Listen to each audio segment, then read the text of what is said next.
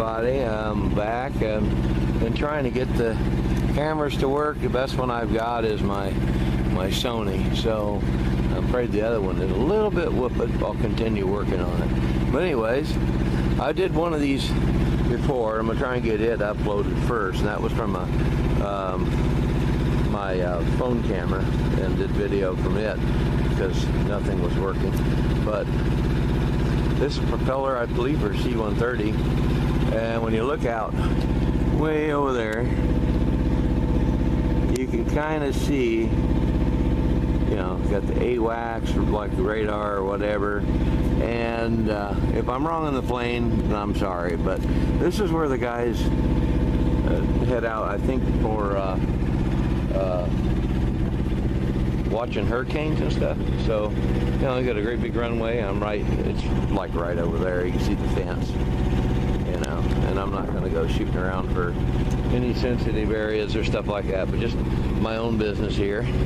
But I wouldn't think it would be, you know, it's not like it's a jet base or something where they had anything going on. So let's talk about the deal. What they got is they tell you to bring a 6x8, 8x10 temporary tarp and duct tape, and you put that on there. They pay you to tarp it and everything like that, but the only thing you can tarp is the center hub, just to kind of keep some of the other inner foil, because it's foiled and taped also inside, but they just don't want it torn up.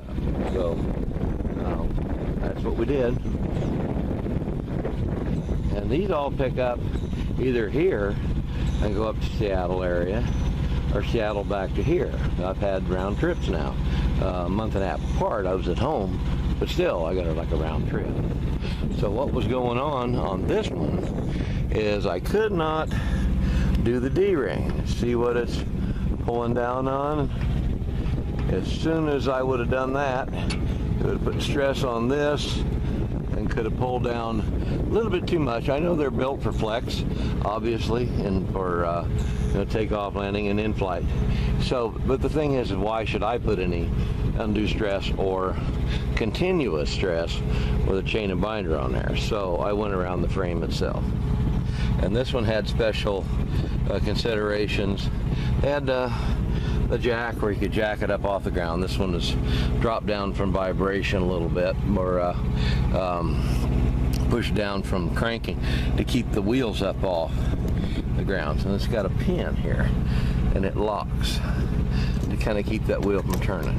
So you got, this is the brake and stuff like that. We don't really need all that. This load didn't weigh but 1,700 pounds. And I came through, I was snowed in Montana and South Dakota. And I mean covered in snow. So, and I get down here and I couldn't shoot earlier because we had some hella thunderstorm come through and the truck was rocking back and forth. It was raining right through the crack of my side window that I used for vent, and it was getting the steering wheel wet.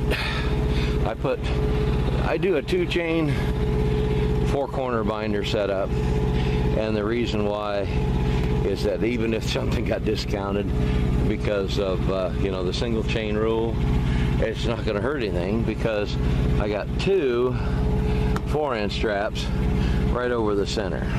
And I like the redundancy of it because the thing is, it keeps it in case one of the chains gets a little loose, and I had that one over there. I had to tighten up 3 times.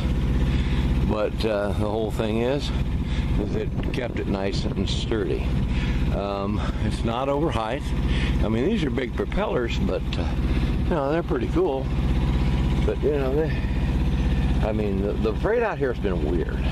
So I was lucky to take that other one and go home for a while. So I'd been out 3 months. That's why nobody heard from me. I do have some videos. I believe it's I'm trying to get it off of the memory card. I'll try and get them up and do the best I can. And the video from home on my bike was the camera that sits at the house. It's my wife's camera, so we were able to use that. It worked out pretty good. It's kind of weird, so you want to make sure.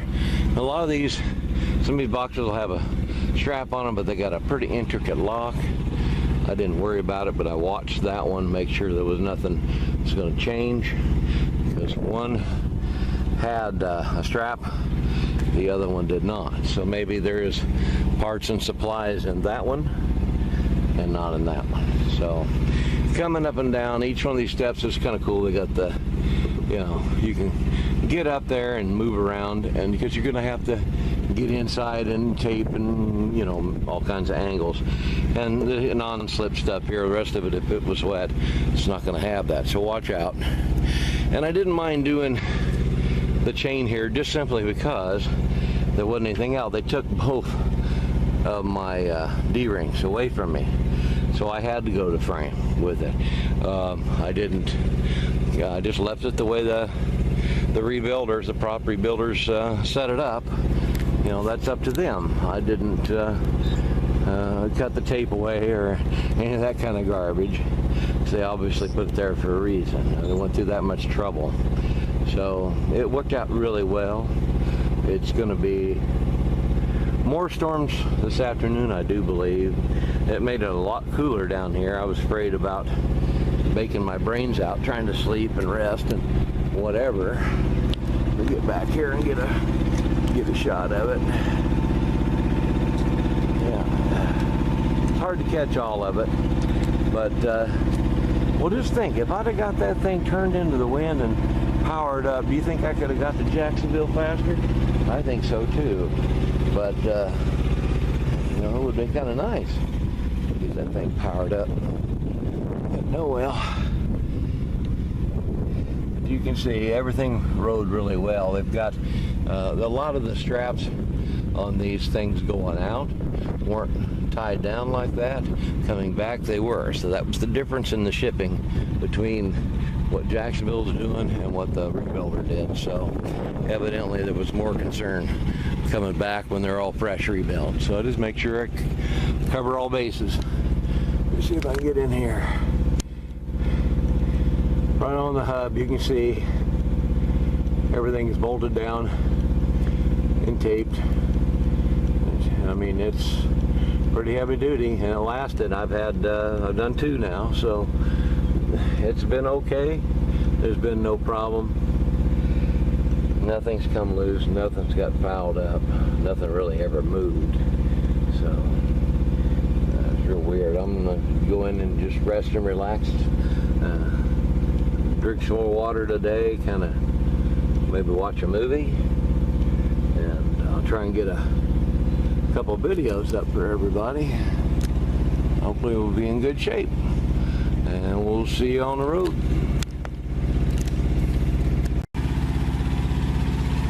I was gonna add, this is kind of weird. I was like, well, what are you parked on the grass for? Well, this is the road.